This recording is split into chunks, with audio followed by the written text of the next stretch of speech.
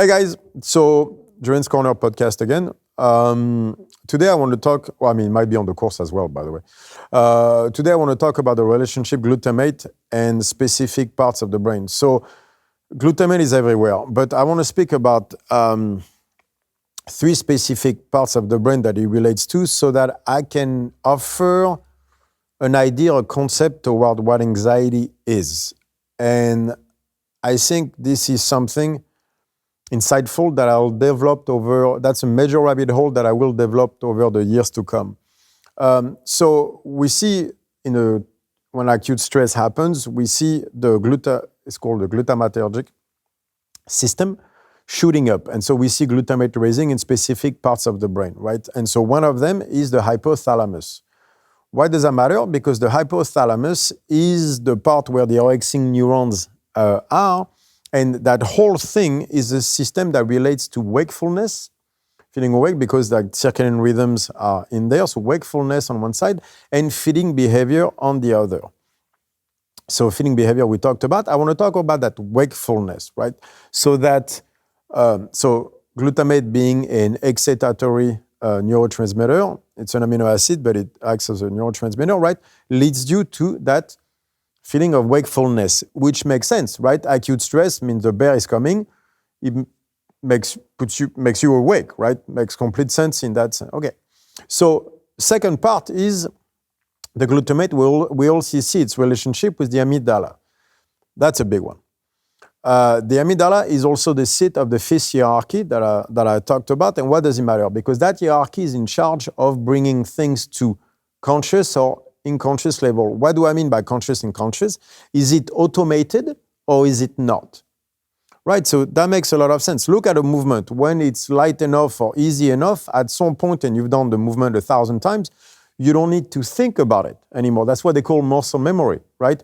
Is once you learn to know how to bicycle, the body's like, okay, I got it. I know how this works. Don't fall, do this, do this.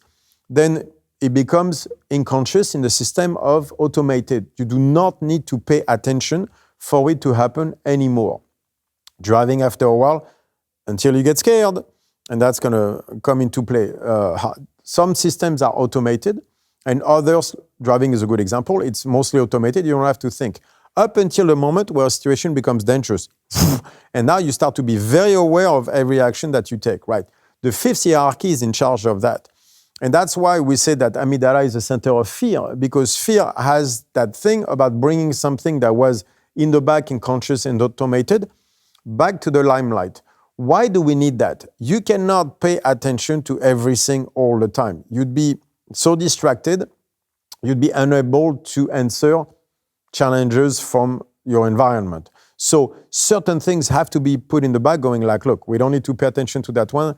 Let's pay attention to this instead, because there's a hierarchy even in your needs in that sense, right? So, but that brings an interesting question, is that fear thing. So the glutamate through the fifth hierarchy and the amygdala is automated or not, unconscious or conscious, right? So fear obviously will be a very important part of that. So we could look at it as a system of awareness. Right, that's what that fifth hierarchy is. Do I need to be aware of that, yes or no?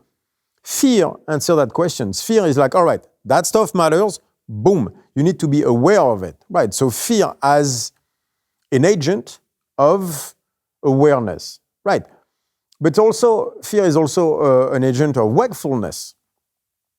Right, like whenever you're fearful of something, you surely feel awake, which is obviously adrenaline is pumping, although adrenaline is not that simple. But anyway, you feel very much awake, right? Makes complete sense. Right, so we see that the glutamate will have an effect on wakefulness and on awareness. Things to the amygdala, on fear as well. So that becomes very interesting. On top of it, by the way, we see that glutamate has a major effect on the prefrontal cortex, which is very important because that's where the seat of the me versus the I resides.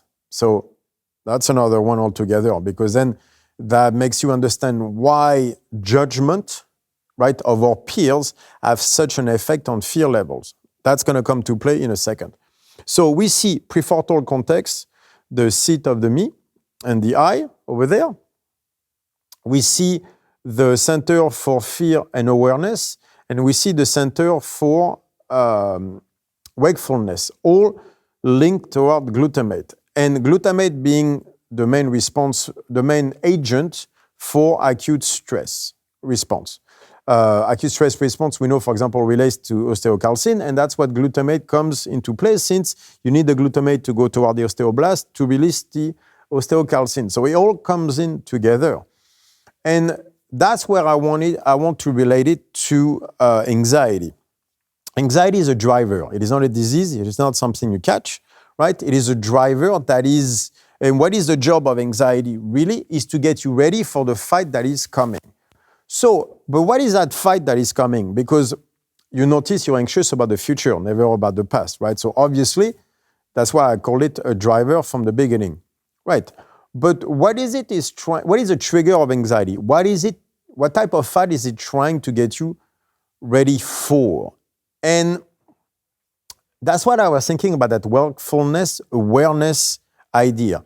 Is it possible that anxiety, the goal in anxiety is to bring wakefulness, to make you awake and aware, right?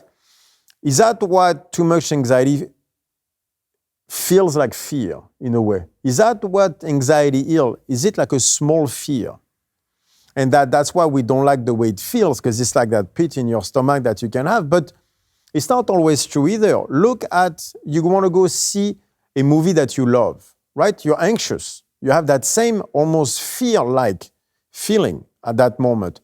And is it because you know that movie matters so much that you want to see that you need to be awake, you need to be very much aware, you need to be very much present in order to enjoy the movie as much as you would want to. So the prediction factor is there of, if I need to be aware, if I need to be awake for an action coming and I am not, that would be the role of anxiety.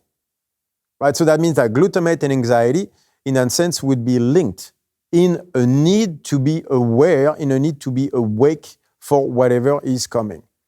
Is that the trigger of anxiety? Is that what anxiety is for? Is that why people have so much anxiety before a competition? Because you better be at your best, in the sense of at your most awake and your most aware in order to perform at your best. So I am starting to think that's what anxiety is. It's a driver toward that fifth hierarchy, partly, in order to bring awareness so that you can perform at your best. And that would make sense suddenly with the glutamate system, because do you feel anxiety about being judged by society, by your peers? That has to be one of the main triggers out there. We know social media, all that stuff, promotes anxiety, but how? Through peer judgment. That's what brings anxiety up. You see that in teenagers all the time, right? And that's back to glutamate. So through the me, right, fear of judgment of others, I feel the need to be more aware of what I'm doing, more awake, so that I don't make a mistake and ended up being judged. So that fear of making a mistake, major driver of anxiety, comes of that fear of being judged, comes from that acute stress response that is the glutamate system, right? That is that fear-based response. So is that why anxiety feels like fear, like a little fear? Because it is the same system. It is that acute stress response that we have. So why does it matter? Because then that means that people are trying to tone down anxiety, are trying to get rid of anxiety. But that means that if you do that, if you get rid of anxiety, you get rid of awareness. You get rid of that being awake feeling. And that's the last thing you want, right? Why do we all have so much coffee? Why do we do drugs and everything? To be aware, to be present, to be awake. Isn't that what drugs are, right? Look at even when you have a sympathetic response. Alcohol, what does it bring about? It brings presentness. It brings that you are present in the moment. You feel great, right? You're not fearful because you're starting to have a reaction toward the acute stress, but you are present. You are aware.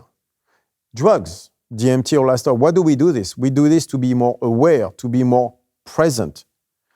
That's the trigger of anxiety, is to make you present into the moment. And the more present you need to be, the more anxiety you're going to have as a function. You need to have.